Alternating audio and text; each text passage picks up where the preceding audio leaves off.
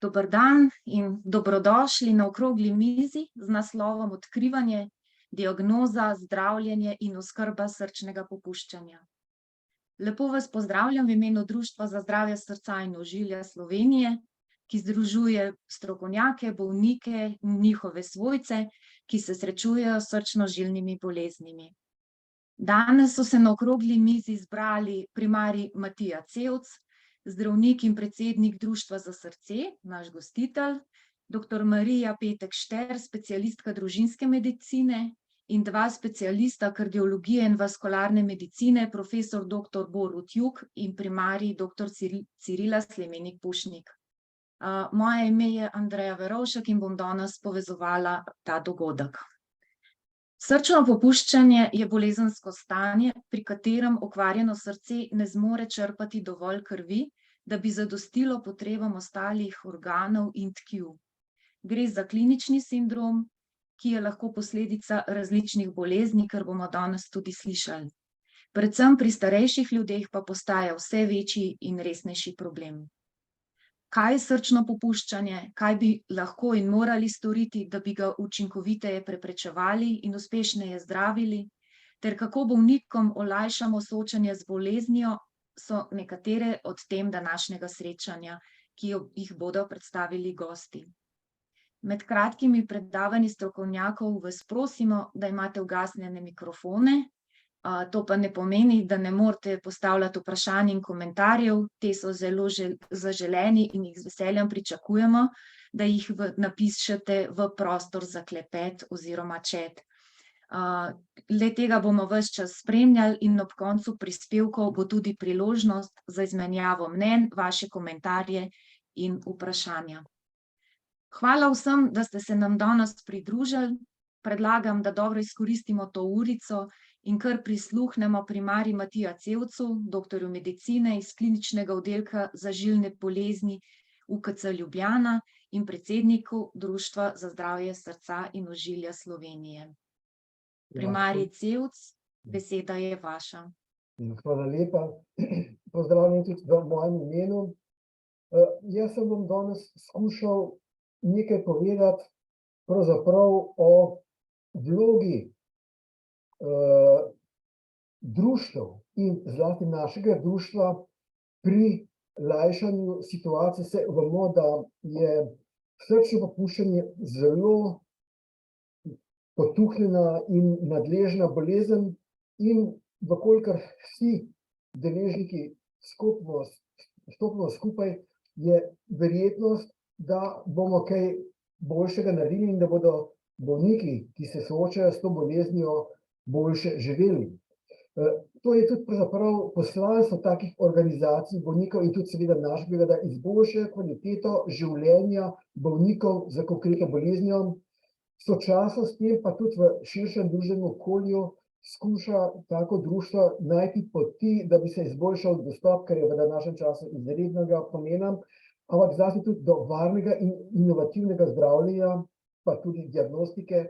Nenazadnje, na primer, naše društvo je tisto, ki je začelo aktivnosti, da bi se, kar se tiče srčnega popuščanja, rutinsko merili proBNP in da bi na ta način mi morda bolj zgodaj odkrili bolnike, ki imajo težave s tem.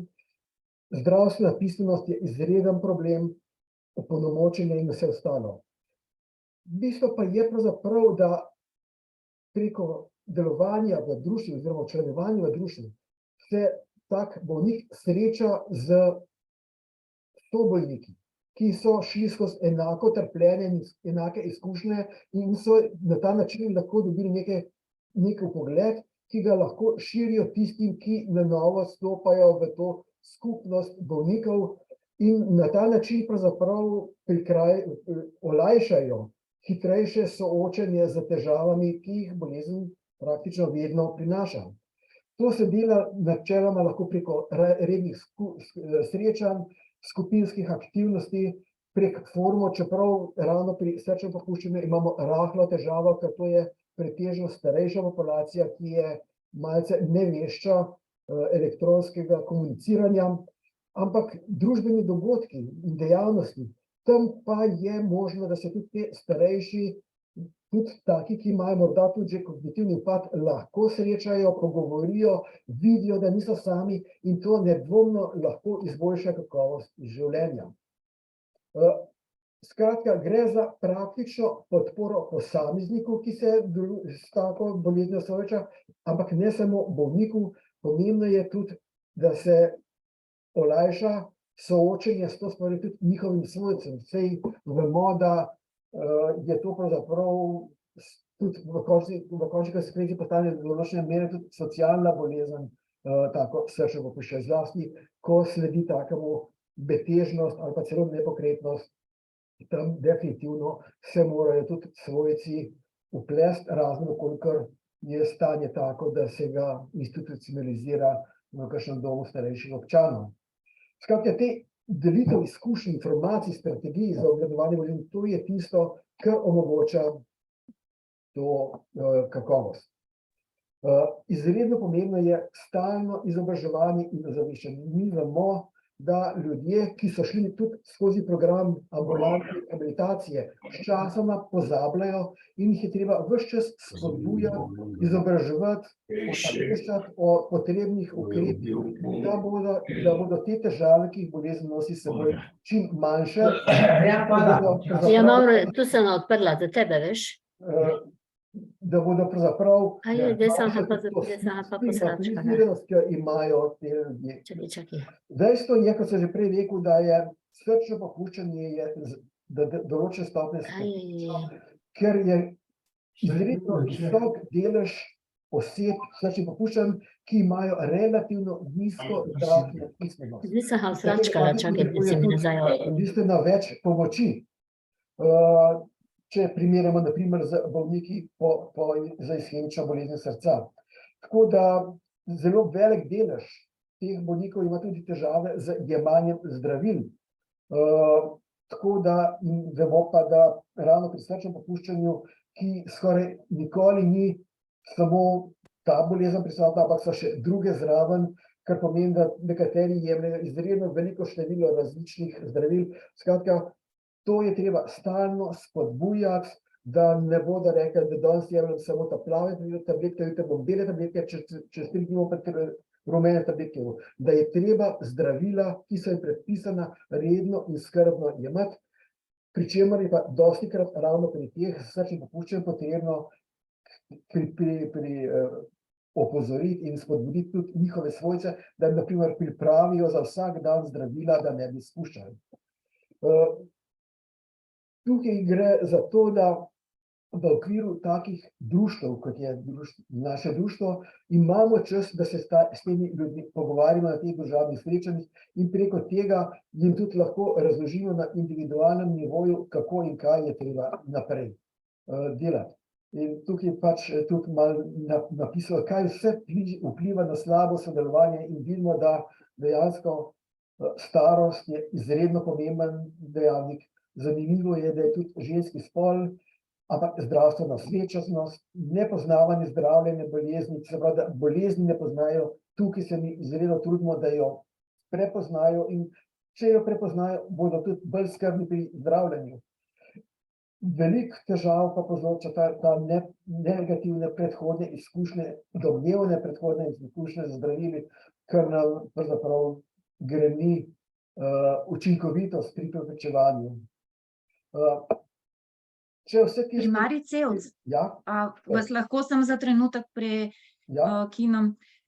Vaša prezentacija še kar naprej stoji na prvem slajdu, a bi mogla iti naprej.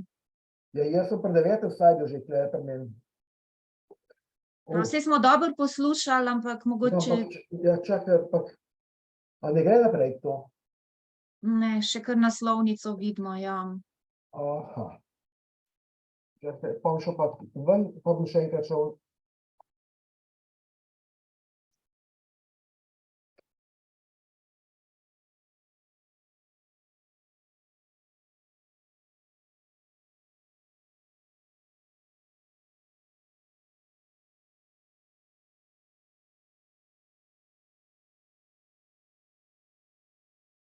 Pa ne.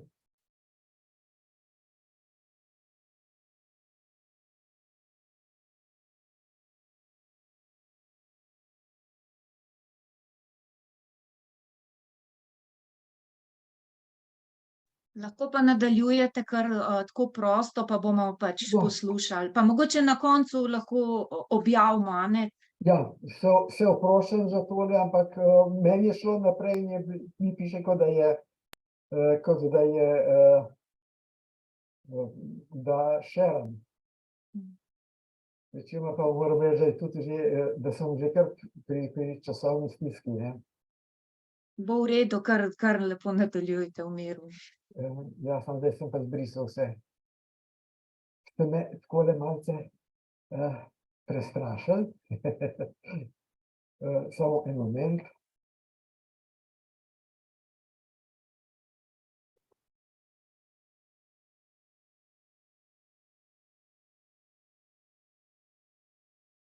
Se mi je pa vse zaprl, se oproščam.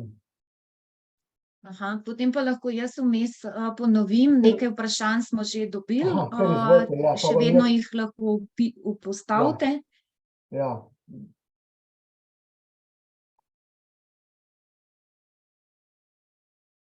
Vi kar vprašanje preberite, bom jaz skušal kar odgovoriti, če smem.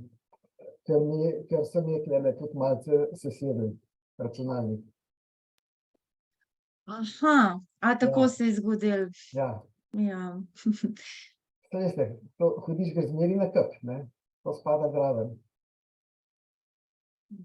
No, pa da se vrnemo kar na vlogo društev, bi vas kar pač eno vprašanje je že vmes prišlo, če obstaja kakšna podporna skupina, kjer bi se bolniki, svojci, negovalci srečevali za tovrstna druženja. Ali je že vzpostavljena kakšna taka skupina? Pravzaprav v okviru društva imamo sicer, se ukvarjamo s tem, da bi imeli pa prav organizirano to, ne. Morda nekaj podobnega je koronarni klub, kjer pa je to vzpostavljeno in tam bi pa lahko te osebe dobile pomoč že kar takoj.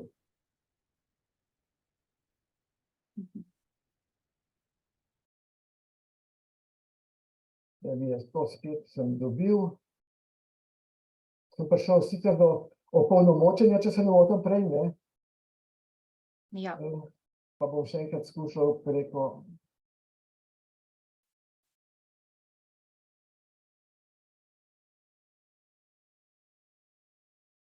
No, pa ne gre. Bom žal mogel samo govoriti naprej, ampak saj nimam več veliko. Tisto, kar sem hotel povedati, je samo še to, da pravzaprav take skupine so pomembne tudi zaradi tega, ker združevanje bolnikov omogoča pravzaprav večjo moč v skupnosti in preko tega lažje dosežejo prepoznavnost in vpliv ter prepričljivost pri zagovarjanju teh težav posamične skupine. Zastopajo interese, lahko se povezujejo tudi z in političnimi in zdravstvenimi in strokovnimi organizacijami in na ta način vpeljujejo lažjo pot pri zdravljenju. In tisto, kar je po svoje najbolj pomembno, je to zagovorništvo, ker z vplivom, ki ga imajo, ker so pač velike skupine, imajo tudi možnost se pogovarjati z ustreznimi deležniki, tako v politiki kot v stroki in na ta način zagotoviti po eni strani izboljšanje varnosti, kakovosti, spodbujati bolniku usmerjene inovacije in zdravljenje, skrbeti za večjo varnost, da se v sistemu vzpostavi večja varnost, ker vemo, da tukaj imamo v zadnjem obdobju tudi kar nekaj težav, pol pa skupaj z bolniki lahko sooblikujemo določene storitve, ki so pomembne, recimo pri srčnem popuščanju, zlasti za tiste, ki so že betežni, da jim olajšamo in izboljšamo kakovost ob bolj proti koncu poti. To je tisto, kar sem jaz pravzaprav hotel povedati, da skratka gre za to, da društva bolnikov so tista, ki zagotavljajo, da je tretja faza vseživljenjske rehabilitacije res aktivna, učinkovita in da se razvija. Hvala lepa. Vse pa za tele motnje globoko oproščam. Ja.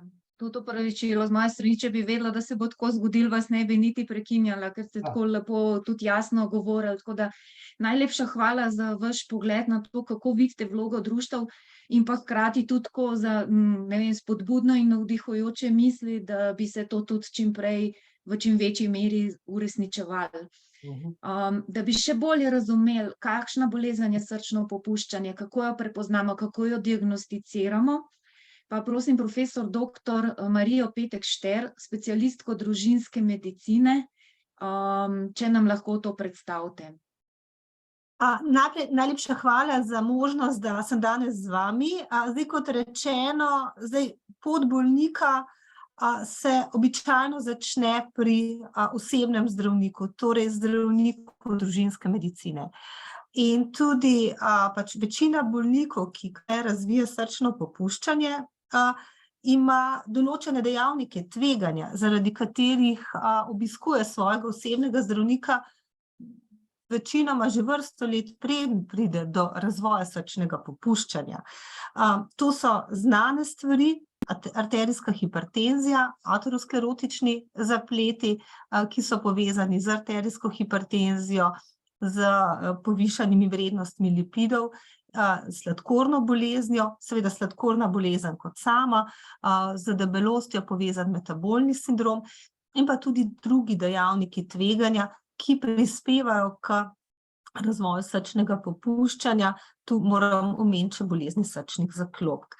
Tako da zdravnik družinske medicine lahko zgodno prepoznava dejavnikov tveganja in ustreznim obvladovanjem le-teh bistveno prispeva k samem pojavu srčnega popuščanja oziroma pomaga, da bolnik, ki ima dejavnike tveganja, razvija srčno popuščanje čim kasneje. Že primarij Cevc je omenil, da srčno popuščanje bistveno vpliva na kakovost življenja in seveda biti mlad in zboleti z srčnim popuščanjem z vsemi posledicami pomeni bistveno spremembo toka življenja. Tudi pri starejšem je ta sprememba očitna, ampak vseeno naša možnost je tukaj priložnost, da z zgodnjimi ukrepi odložimo razvoj srčnega popuščanja v čim kasnejše obdobje. No, seveda, včasih se pa le zgodi, da se srčno popuščanje pojavi oziroma mogoče dejavniki tveganja niso bili prepoznani ali niso bili dovolj dobro nadzorovani ali pa le toliko dolgo časa že trajajo, da pridemo do posledic in med njimi je tudi sindrom srčnega popuščanja, ki smo ga danes že spoznali. Tukaj simptomi so bolniku, ki ima težave, običajno do te mere moteči, da le pride do zdravnika. Zdaj, to slabšanje telesne zmogljivosti je včasih relativno postopno in se bolnik niti ne zaveda, da to, kar je lansko leto še brez težav zmogel, letos že predstavlja težavo in to je lahko že simptom srčnega popuščanja. Potem dispneja, najprej dispneja ob naporu oziroma ponoči, ko človek, pacient, ki ima srčno popuščanje, ne zmore več ležati z eno blazino, ampak rabi več blazin, da se lahko naspi in diha. Nočno uriniranje. Po noči gre pacient več na vodo, to pomeni ledvica so čez dan, ko mišice potrebujejo kri, izključene in šele po noči lahko filtrirajo kri za to nočne mikcije. Potem težave s prebavo in otekanjem. Dostikrat so otekline tisto, kar bolnik prvo opazi in ga zmoti. Seveda, potem je zelo pomembno, da ko postavljamo diagnozo, poznamo spremljajoče bolezni in stanja. Tiste, ki sem jih že omenila, in pa še druge.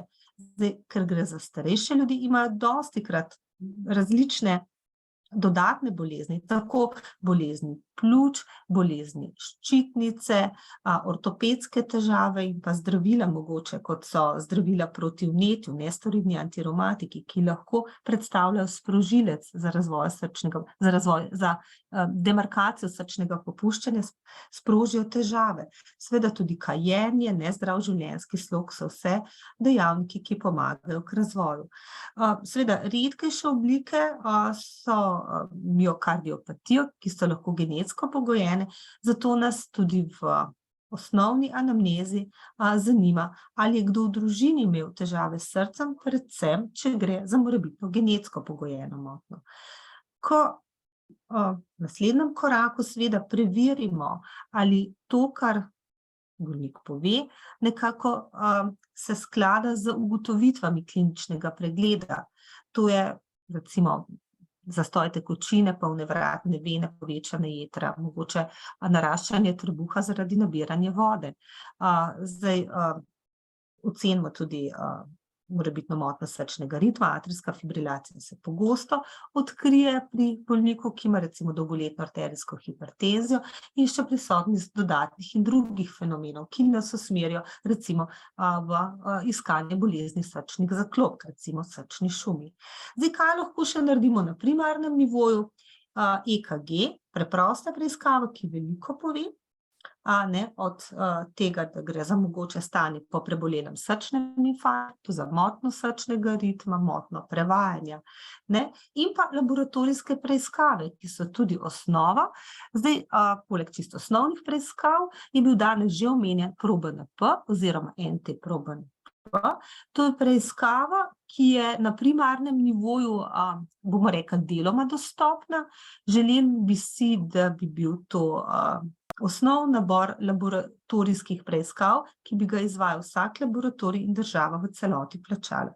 Tukaj so prizadevanja in mislim, da tukaj v prihodnje lahko pričakujemo, da se bo to zgodilo, da bo že družinski zdravnik lahko vsakemu bolniku s sumom na srčno popuščanje izvedel NT-proBNP. No, zdaj, če imamo bolnika, ki ima tipično klinično sliko simptomov, znakov, neke spremembe v EKG-ju in pa v povišan NT-proBNP, smo že zelo blizu diagnoze srčnega popuščanja. Seveda, rentgen pljuč je dostikrat v pomoč, ker je preprosta preiskava, dosegljiva, nam izključi drugo patologijo in pa po drugi strani potrdi, da se v pljučih nabira voda, kar je tudi znak popuščanja srca. Zdaj, ultrazvok srca je preiskava, ki jo bo potem bosta kolega kardiologa bolj opisala. To je pa preiskava, ki jo potrebujemo za potrditev diagnoze srčnega popuščanja. Seveda tudi nam pomaga, da vemo, zakaj bi prišlo do tega srčnega popuščanja in seveda opredeli srčno popuščanje glede na vrednosti stisnega deleža in ostale parametre. Zdaj, tole je še nekaj možnosti uporabe točkovalnika, žal pa ta točkovalnik za nas ni tako uporaben, dokler smo v fazi pred ultrazvokom srca, ker vključuje parametre ultrazvoka srca, kasneje pa lahko pomaga pri oceni verjetnosti. Zdaj, kot smo že rekli, cilj zdravljenja bolnika s srčnim popuščanjem je seveda izboljšanje kakovosti življenja, ampak če želimo izboljšati kakovost življenja, moramo zmanjšati simptome, izboljšati funkcionalno stanje, seveda zmanjšati možnost hospitalizacij in pa seveda tudi izboljšati preživetje. Tako da to so vsi cilji, ki jih potem individualno prilagodimo bolniku. Zdaj, seveda, bolnik si želi v prvi vrsti, da bi lažje dihal, da mu noge ne bi otekale, da bi več zmogel. Tako da prvi korak tukaj lahko naredimo že v ambulanti, preden je diagnoza srčnega popuščanja dokončno potrjena z ultrazvokom srca. Vemo, da ultrazvok srca je preiskava, v nekaterih okoljih zahteva nekaj mesečno čakanje. Zdaj, da ne zgubljamo časa, seveda si pomagamo z terapijo, ki takoj pomaga. To so načeloma diuretiki in pa seveda v zadnjem času zaviralci SGLT2 oziroma zdravila, ki delujejo v ledvicah in tudi imajo diuretičen učinek, ampak ne samo to, bistveno izboljšajo tako preživetje, zelo hitro izboljša kakovost življenja in funkcionalno zmožnost. Tako da nekako tak dogovor je, da pri bolnikih, kjer sicer še nimamo definitivno potrjene diagnoze srčnega popuščanja, je pa ta zelo verjetna in ima bolnik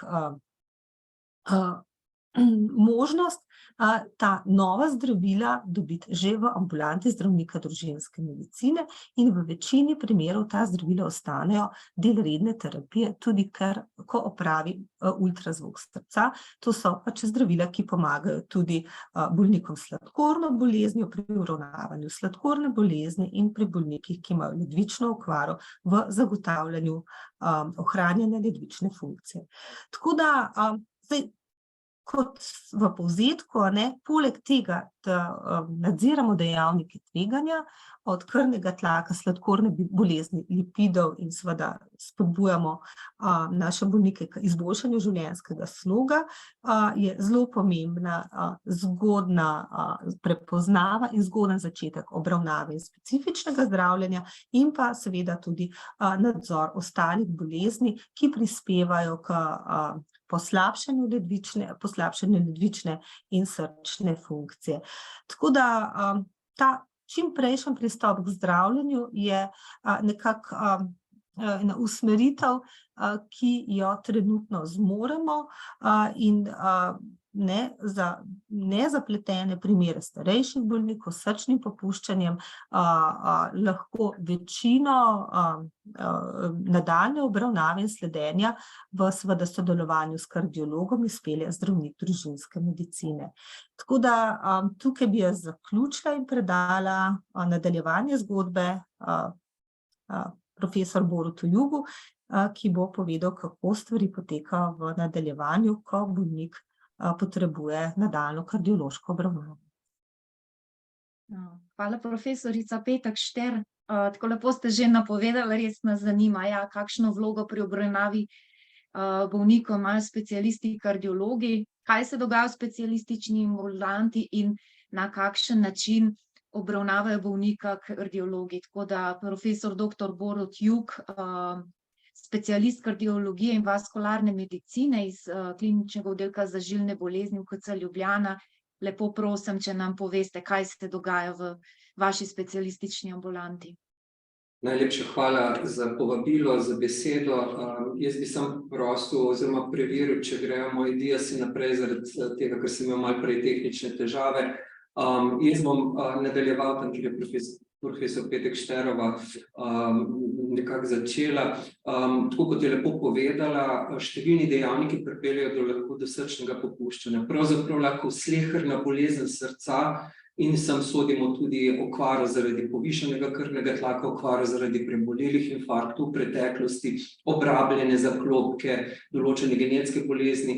V našem okolju ne smemo pozabiti, alkohol tudi lahko povzroča srčno popuščanje, zato ga vsem tistim, ki imajo to diagnozo, odsvetujemo v kakršnikoli obliki. Skratka, katerakoli bolezen srca lahko pripelje do srčnega popuščanja, zaradi tega je tudi v starosti tega več, ker je več časa izpostavljenosti tem dejavnikom. Potem se pa sproži začaran krog. Srce ne uspe prečrpati krvi iz pljučnega obtoka, zato pacienti težko dihajo, so teže zmogljivi, hkrati so vsi organi slabo prekrvavljeni, ker srce ne črpa ustrezno oziroma ne poganja krvi po telesu, prihaja do otekanja in nastane tak začaran krog, zaradi katerega imamo veliko breme simptomov, to so zelo zoprni, težki simptomi, ki jim hkrati neugoden potek. Ker so pa različni vzroki srčnega popuščanja, je tudi potek lahko različen. Prej smo rekli, pot bolnika, ni pot vsakega bolnika enaka. Pri tipičnem bolniku ponavadi prihaja do postopnega slabšanja, potem pa kar naenkrat se ta bolezen izrazi v zelo dramatični obliki z hudimi težavami dihanja v mirovanju ali pa hudim otekanjem, kar zahteva sprejem v bolnišnico. In pri tej populaciji se v tej fazi lahko postavi diagnoze v bolnišnici. Idealno je sicer, če se lahko srčno popuščanje odkrije oziroma prepozna prej, to je v tesnem sodelovanju med specialisti družinske medicine in kardiologije. zaradi tega, da preprečimo ta prvi korak. Zdaj, ko pa je pacient odpuščen ali pa so uvedena zdravila, sledi neka faza, kjer je stanje razmeroma dobro, rečemo kompenzirana faza, in za to fazo je pomembno, da bolniki prejmejo določena zdravila, ki omogočijo, da je ta faza čim daljša. Jaz vsem pacientom rečem, potek je razmeroma nepredvidljiv. Lahko je povezan s pogostimi poslabšanji sprejemi v bolnišnico, nihče ne ve, ali se bo to pri vas zgodilo čez 1 leto, čez 1 teden ali pa nikoli, ampak zato, da to preprečimo, so določena zdravila na mestu, ki nam pomagajo obvladati morebitno poslabšanje. Potem imamo pa pogosta poslabšanja, do katerih pripeljejo vzroki, ki pri nekom, ki nima srčnega popuščanja, verjetno niti ne bi bili tako dramatični. Recimo eden takih tipičnih so okužbe, kot je gripa, ki jo recimo zdravi vrstniki lahko prebolijo doma z nekaj težavami, medtem ko nekdo v isti starostni skupini s srčnim popuščanjem bo potreboval kisik in hospitalizacijo. Potem so poslabšanje drugih osnovnih bolezni, kot je recimo slabokrvnost, aritmije lahko v nekaterih primerih povzročijo srčno popuščanje, so pa eden od teh poslabševalcev. In v tej fazi, kjer imamo bolnika v kompenziranem stanju, poleg zdravil je pomembno, da pacienti so opolnomočeni, se pravi, da preprečujejo tisto, kar se prepreči da, recimo z cepljenjem proti gripi ali covidu, da zdravimo sočasne bolezni, recimo če slabokrvnost zaradi pomanjkanja železa prejmejo železo, oziroma da prepoznajo, kdaj so začeli izraziteje odtekati, da lahko mogoče izboljšajo svoj potek. Diagnoza ima 2 merili. Eno so te tipični simptomi in znaki, ki se jih prepozna z celostnim kliničnim pregledom, druga je pa dokaz motenega delovanja srca. Tako kot je profesor Petek Šterova povedala, imamo zdaj v pomoč med 1. in 2. stopnjo, ker ultrazvok srca pač ni tako zelo dostopna preiskava, da bi pacienti lahko še naslednji dan prišli, razen če jim gre za hospitalno obravnavo do njega. Imamo natrijev-retične peptide, to so hormoni, ki se izločajo iz srca takrat, kadar to peše. In višja kot je koncentracija, večja je verjetnost, da je povišena koncentracija v krvi posledica srčnega popuščanja. Medtem ko dokaz za moteno delovanje srca nam v 95% potrdi ultrazvok. Imamo na voljo sicer številne dodatne preiskave, ki so pa namenjene manjšemu deležu posameznikov. Recimo tam, kjer ultrazvok ne uspe odgovoriti na naše vprašanje, ali pa tam, kjer sumimo, da ne gre za prizadetost srca, pač pa za primarno prizadetost koronarnih arterij, ki jih pač ultrazvok ne more prikazati, tam je potrebna invazivna srčna diagnostika. Če sumimo na neke aritmije, so tukaj še Holter, pa obremenitvena testiranja, ampak glavna preiskava je ultrazvok srca. Zdaj, ultrazvok srca, ne vem, če se tukaj vidi, nam razloči tudi 2 pomembna tipa srčnega popuščanja. Tlele imam srce, ki se slabo krči, in tukaj govorimo o črpalni odpovedi. Srce ne more prečrpati krvi po telesu in zaradi tega nastane srčno popuščanje kot tako. Na drugi strani imamo srce, ki se dobro krči, ki dobro črpa, ampak je togo in se ne polni ustrezno. Ta 2 tipa sta pomembna zaradi tega, ker po eni strani drugi razlogi pripeljejo k enemu in drugi k drugemu. Tega črpalnega nekoliko bolj pogosto zasledimo pri moških, nekoliko mlajših. Tukaj gre za razširjeno srce, najbolj pogosto vzrok je prizadetost žil, ki prehranjujejo srce, in je odziv na terapijo drugačen kot pri tem, kjer je srce togo.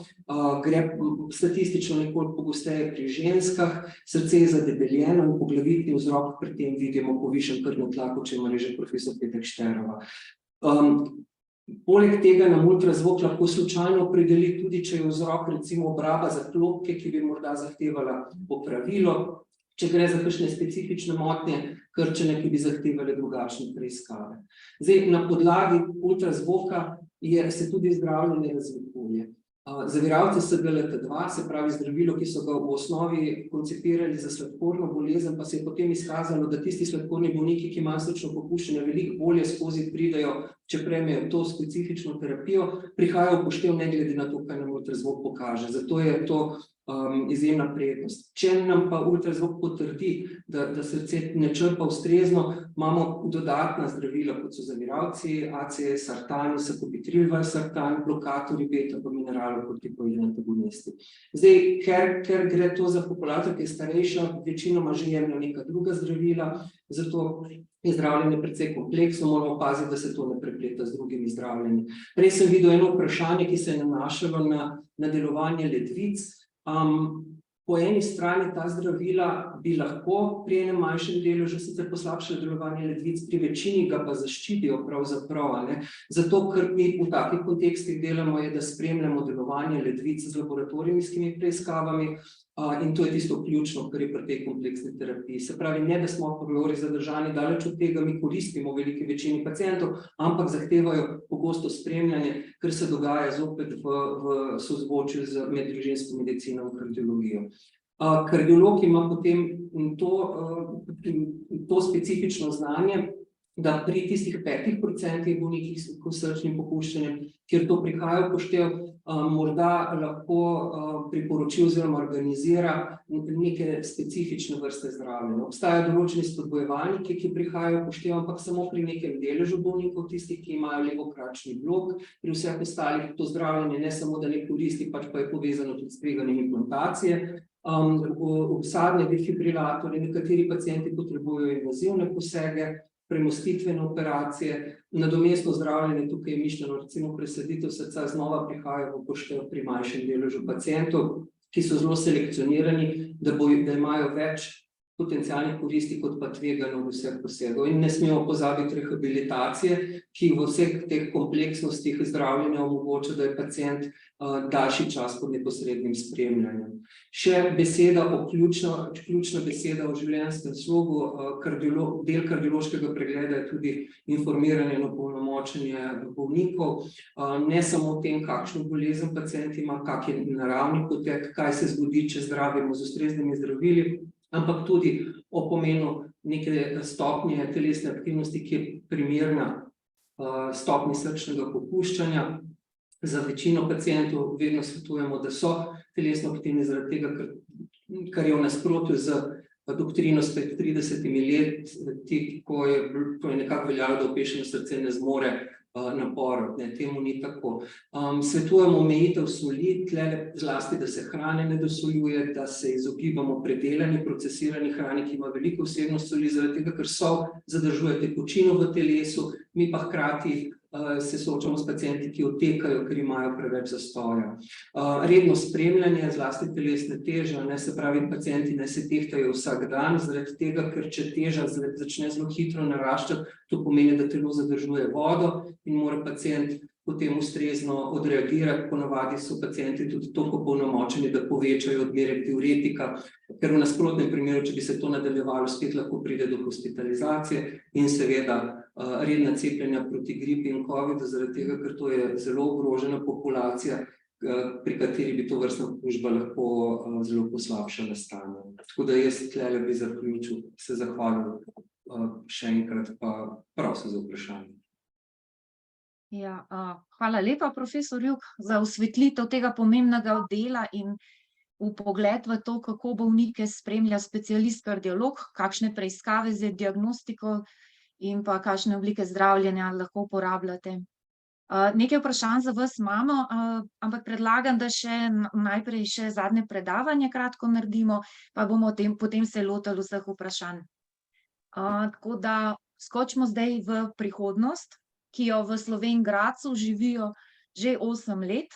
Primarij dr. Cirila Slemenik Pušnik, doktorica medicine, specialistka interne medicine, kardiologije in vaskularne medicine, nam bo danes predstavila napredne oblike vodenja bolezni, bolnikov pa oblik pomoči, ki jim jo zagotavljajo preko telemedicine. Danes se nam primarij Slemenik Pušnik oglaša iz Avstralije, kjer je na kongresu in je prav v teh dneh spoznala še nekaj novosti. Nas pa zanima, kaj se nam obeta in kaj v Sloveniji že imamo na voljo. Ja, res lep pozdrav iz Avstralije. Z veseljem sem se pridružila na to temo, ki je nekje zadnje čase moja priljubljena tema tudi pri mojem vsakdanjem delu.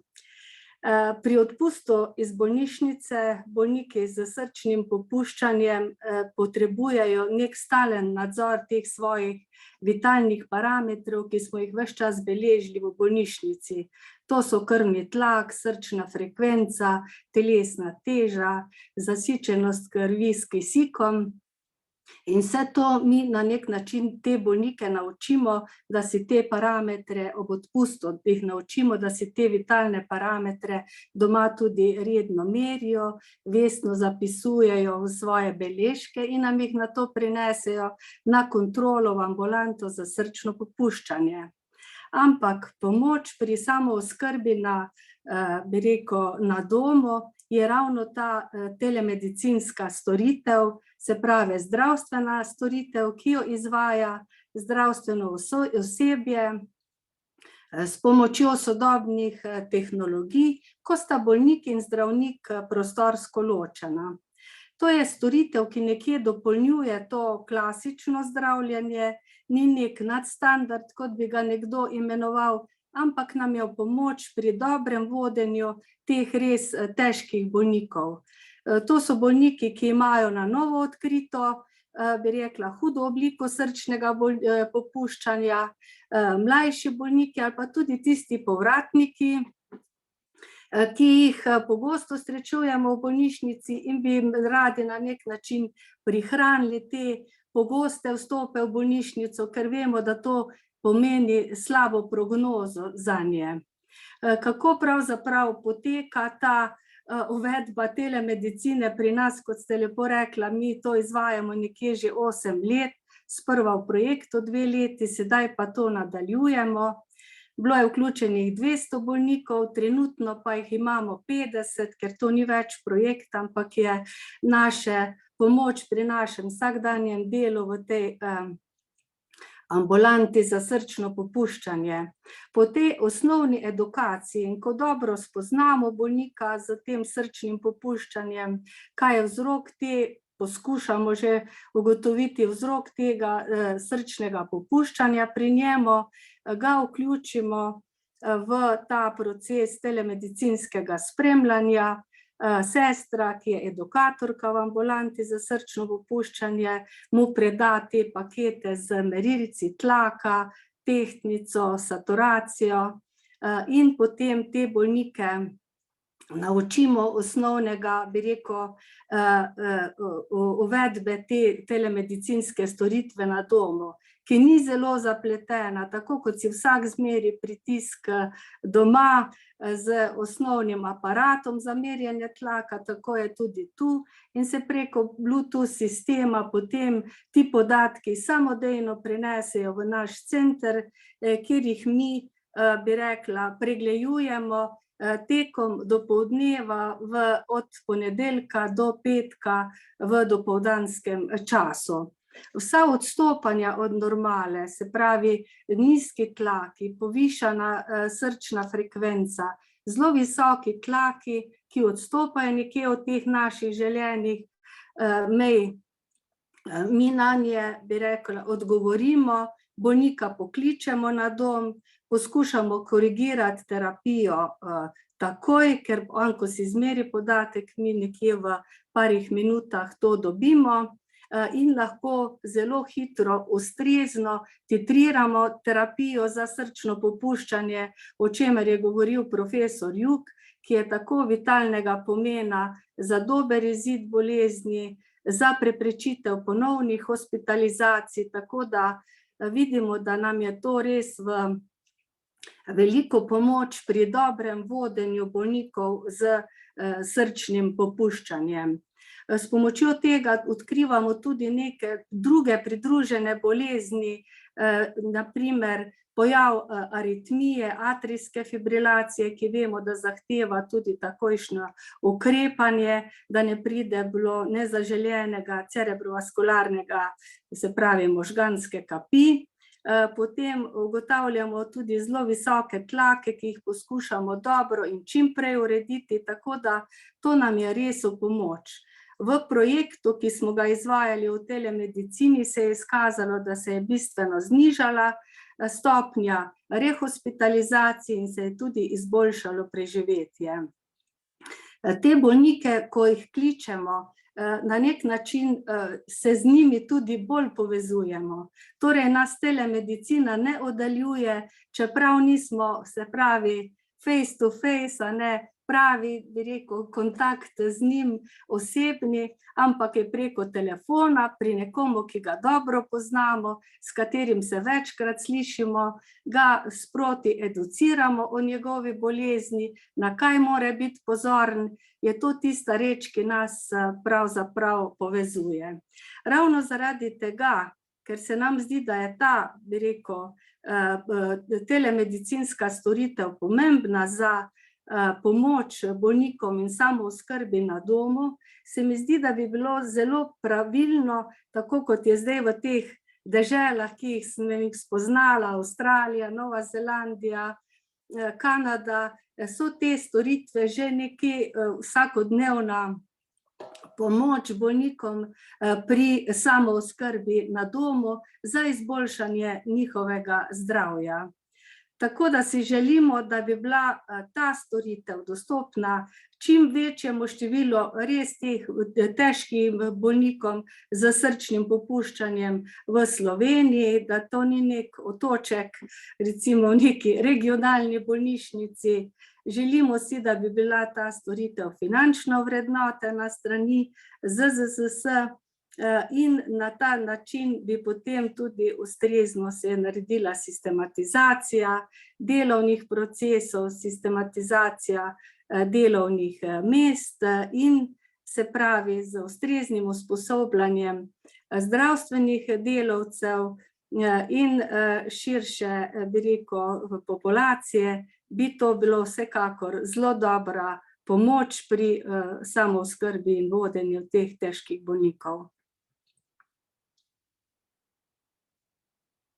Toliko, drugače pa rajši odgovorim na vprašanja, kot pa mogoče še zdaj kakšne stvari napletam.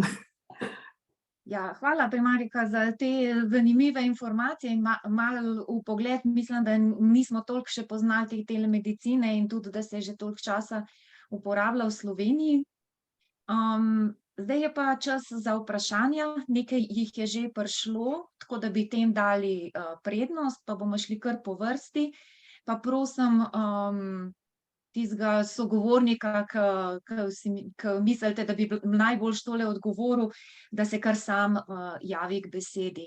Zdaj, o znakih srčnega popuščanja smo že danes kar dobro slišali, zdaj dobili smo vprašanje, kako je pa s temi znaki pri mladih.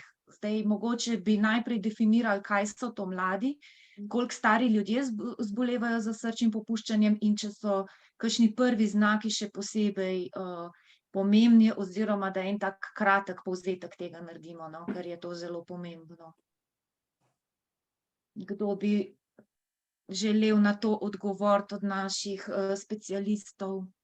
Ja, mogoče se lahko jaz javim, Marija Petek Šter, družinska zdravnica. Res je, srčno popuščanje je pretežna bolezen starejših. Pri nekom, ki ima znane dejavnike tveganja in je starejši, bo med diferencialno diagnostične možnosti srčno popuščanje kaj hitro prišlo. Seveda več težav pa imamo pri mlajši populaciji, ki mogoče nima zelo evidentnih dejavnikov tveganja, ima pa simptome, seveda, ki so lahko tudi srčno popuščanje. In verjamem, da tukaj nam pač sama misel na to, da bi šlo za srčno popuščanje, že usmeri diagnostično pot v pravo smer, ampak žal se pa včasih zgodi, da seveda razmišljamo o drugih stvareh, da razmišljamo o nekih boleznih pljuč, mogoče o nekih psihosomatskih dejavnikih, ki bolnika naredijo manj zmogljivega, utrujenega in ne pomislimo takoj na srčno popuščanje. Seveda, mogoče v takih primerih, če gremo nekako en tak diagnostičen postopek, ki mu rečemo za utrujenost, tam se nam že marsikaj razkrije, že v laboratoriju, če naredimo še EKG, ki kaže na neko patologijo, je ta misel, da gre za bolnika, ki mu je lahko srčno popuščanje bliže. Najbrž tukaj pa prosim še kolege, kardiologe, mogoče profesor Juga, da tukaj mogoče potrdi to, no, da je res, ko gre za mlade, mogoče ta postopek od prvih simptomov pa do tega, da so napoteni na ustrezno obravnavo daljši. Ker se ne pomisli, oziroma da tak mlajši bolnik potem res prek urgentne službe pride do neke nadaljnje obravnave. Če smemo skočiti, po eni strani, ja, tako kot je profesorica povedala, so pri mlajših simptomi bolj tipični, ne. Če nekdo prej bil sposoben iti v 6. nadstropje peš pri 30 letih, pa reče, jaz komaj pridem v 1. nadstropje, prej pomislimo na te stvari. Je pa res, da tudi tiste bolezni, ki pri mladih pripeljejo do srčnega popuščanja, to so neke specifične genetske dilatativne kardiomiopatije ali pa infarkt pri zelo mladem, ponavadi zelo hitro udarijo. No, tako da, ko pride pacient, je že manifestirano srčno popuščanje. V tem je ta razlika med starejšimi in mlajšimi. Medtem ko z leti recimo telesna zmogljivost pada enih 7% na leto, ne, in se to včasih zabriše, gre sicer nekoliko bolj počasi, zaradi tega in tudi prej pomislimo na to. Omenili ste zdaj že malo genetiko, pa imamo eno vprašanje, kjer udeležen sprašuje, kakšna je vloga dednosti pri srčnem popuščanju. Če je popuščanje imel dedek, oče, kakšna je verjetnost, da bo imel tudi otrok? Vam je to mogoče poznano? Mogoče jaz odgovorim. Odvisno je od vrste srčnega popuščanja. Zdaj, če je imel dedek pa oče kako specifično obliko, spet bom se nanesel na dilatativno kardiomiopatijo ali pa hipertrofično kardiomiopatijo, pa dilatativna je tista, ki se prej kot klasično srčno popuščanje izrazi, potem je velika verjetnost, da bi lahko šlo v ozadju za genetski razlog. Po drugi strani, če sta oba imela dolgotrajno nezdravljeno povišan krvni tlak, je ogrožen za povišan krvni tlak tista, ki je nekako vezana na družino in je bolj potrebno obvladovati krvni tlak, da ne bi prišlo do srčnega popuščanja. Tako da, ja, obstajajo genetske bolezni, obstajajo tudi mutacije specifičnih genov, ki pripeljejo lahko do določenih oblik srčnega popuščanja. Običajno je tako, da če je nekdo pred 50 letom starosti, tukaj nekako postavljamo arbitrarno to mejo, ima svojce v prvem kolenu, ki so imeli srčno popuščanje in sploh, če imamo podatek o tem, za kakšno srčno popuščanje je šlo, je prvi korak presejanje ultrazvok tega posameznika, da se vidi, če sploh je v to smer karkoli, seveda v primeru, da nima nekih drugih dejavnikov tveganja.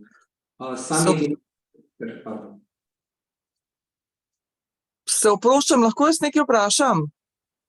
Ne zdaj, gospa, zdaj imamo najprej vprašanje iz četa, boste na koncu pozvani, če bo še čas. Bela. Zdaj, ko ste, doktor Jug, že pri besedi, a vas lahko še vprašam, kako zanesljiv je EKG pri odkrivanju srčnega popuščanja? Kdaj se odločite za ultrazvok oziroma za kakšne dodatne preiskave še? Zdaj, EKG je dostopna preiskava, ki če je, tako bomo rekli, posnamemo ga in če ugotovimo, da je normalen, je verjetnost, da je srčno popuščanje manjša, kot če je patološki. Recimo normalen EKG z tam 95-90% verjetnostjo izključi srčno popuščanje.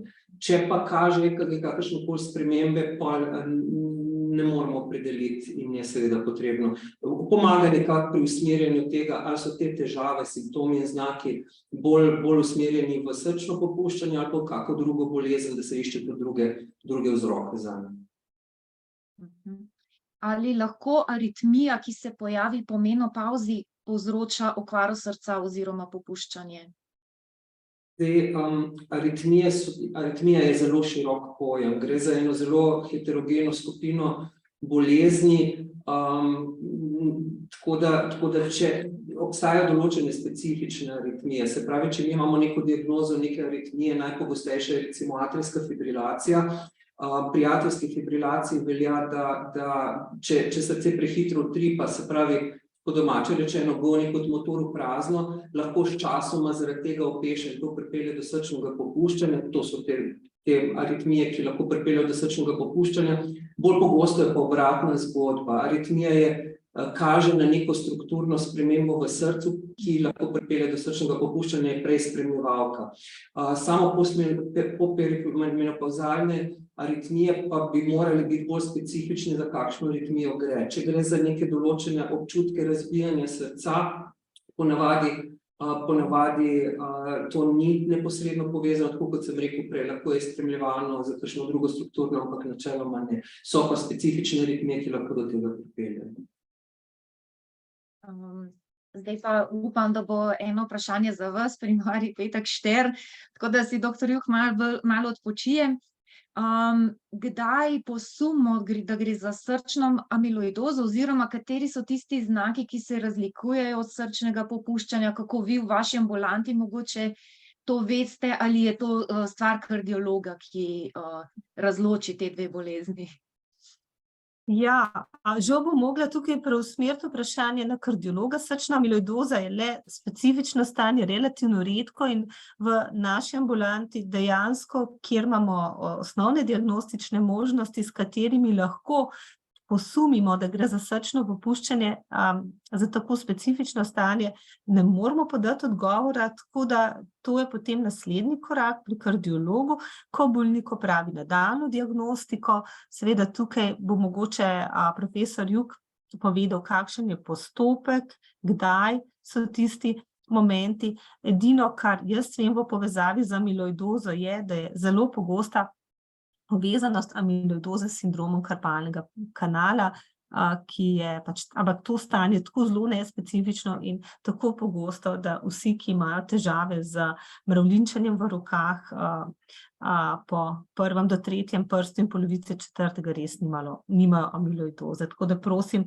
za pomoč profesor Juga. Ja, absolutno, profesor Petek Šterova je povedala, štartni trenutek, ko posumimo na diagnozo, je, ko opravimo ultrazvok srca. Sicer ni nekih 100% zanesljivih kazalnikov na ultrazvoku srca, kdaj gre za amiloidozo, ampak gre za spremembe, kjer je iztis ohranjen, se pravi v tisto srčno popuščanje z ohranjenim iztisnim deležem sodi. Potem so v klasičnem ultrazvoku določeni kriteriji, perikardialni izliv, določene motnje kačljivosti. Danes pa ima večina ultrazvokov, vsaj tisti, ki jih mi tukaj upravljamo, še neke dodatne možnosti pomoči z po domače umetno inteligenco, oziroma strojnim učenjem, ki pokažejo neke specifične vzorce, na podlagi katerih še vedno imamo sum za amiloidozo. Postopek je ponavadi tak, da pošljemo paciente potem še na magnetno-resonančno slikanje srca, ki še bolj specifično opredelja, ali gre za amiloidozo ali ne. Zdaj moram povedati izhodiščno, amiloidoza pomeni, da telo izloča določene beljakovine, ki se nabirajo v organih in s tem ukvarjajo organe. Če je večina teh beljakovin se odlaga v srcu in srce postane togo, je to srčna amiloidoza. Zdaj, beljakovine, ki to povzročajo, lahko nastanejo v sklopu kakšnih krvnih obolenj in to je pomembno zaradi tega, ker potem amiloidozo zdravijo hematologi, ne kardiologi. Obstaja pa in manjši delež, kjer imamo možnost ciljanega zdravljenja prav določenih beljakovin, zato je amiloidoza mogoče danes bolj predmet razprav in jo bolj pogosto iščemo za tisti manjši delež, ki ima dejansko možnost, da to potem zdravimo in upočasnimo napredovanje bolezni. Ja, danes ste vi naš glavni govorec, ker zdaj imamo še dve vprašanji, tukaj leži v četu. Kakšna je morebitna razlika med zdravilom Biol 2,5 mg in Concor 2,5 mg? Iskreno, obe zdravili imate učinkovino bisoprolol, beta-blokator, samo dva različna proizvajalca sta. Hvala lepa. Kaj pa, ko je ugotovljena potreba zamenjave zaklopke in so opravljene vse potrebne preiskave. Koliko časa ponavadi traja od sestanka konzilija in nato do operacije? Kako smo tukaj s čakalnimi dobami? Ja, malo je odvisno, čakalne dobe so lahko 3-6 mesecev, malo je odvisno od tega, katera zaklopka je okvarjena. Ena zaklopka, ključna aortna v obliki aortne stenoze je bolj neugodna, ki lahko hitreje napreduje, tam imajo kirurgi potem skrajšajo čakalno vrsto, medtem ko nekatere druge zaklopke, recimo mitralno puščanje, kjer bolj želimo preprečiti dolgoročne zaplete, prvi del vprašanja se pa nanaša na konzilij.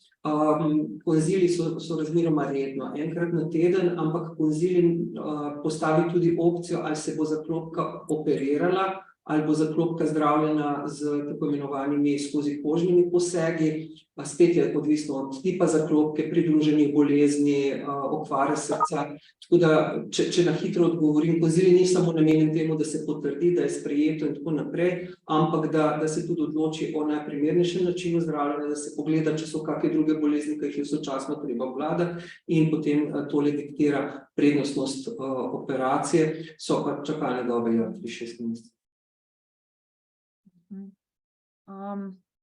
Ura je 12, dogovorjeni smo bili za 1 uro, imamo mogoče čas, da podaljšamo 5 minut? Bo šlo. Še eno vprašanje tukaj v chatu. V lekarni sem kupil napravo za merjenje procenta kisika v krvi preko prsta. Zelo redko odčitam 97%, večinoma je odčitek med 86 in 93%. Mogoče naprava ne dela v redu ali je mogoče mora bolnik ukrepati?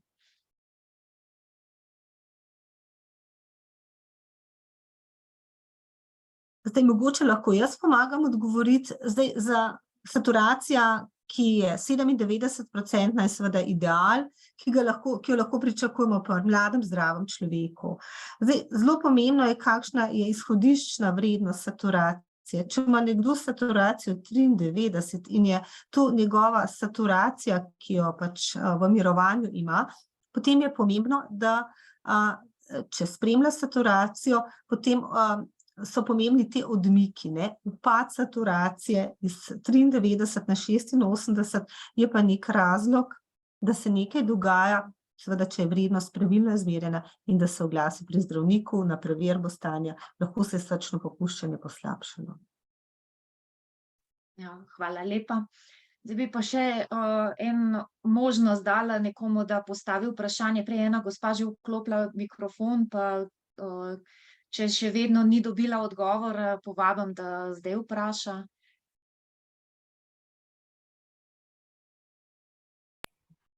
Eva, pozdravljeni.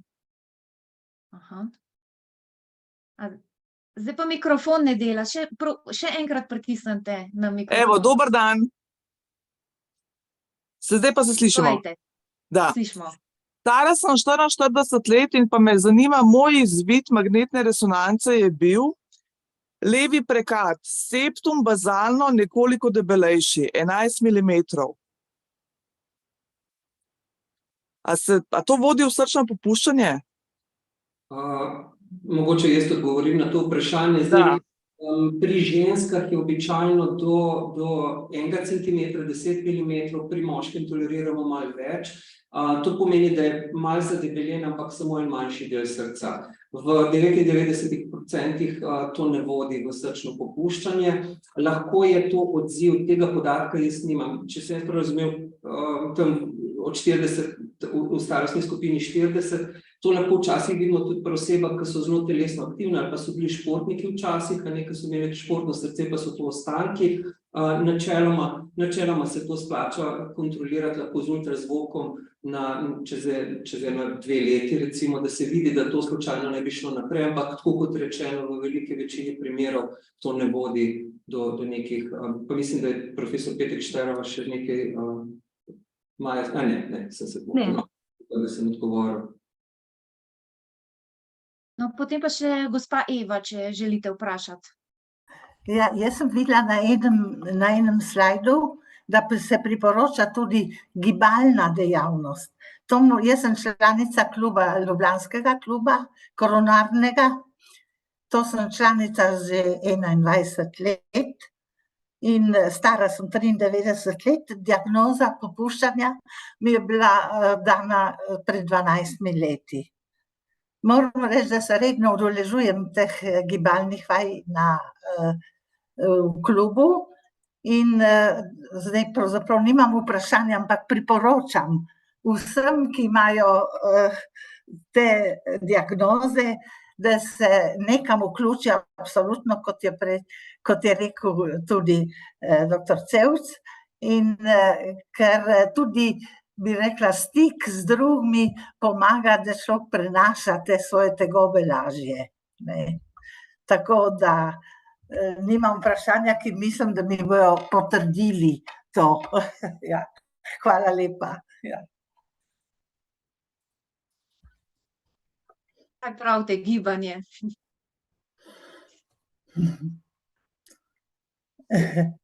Super.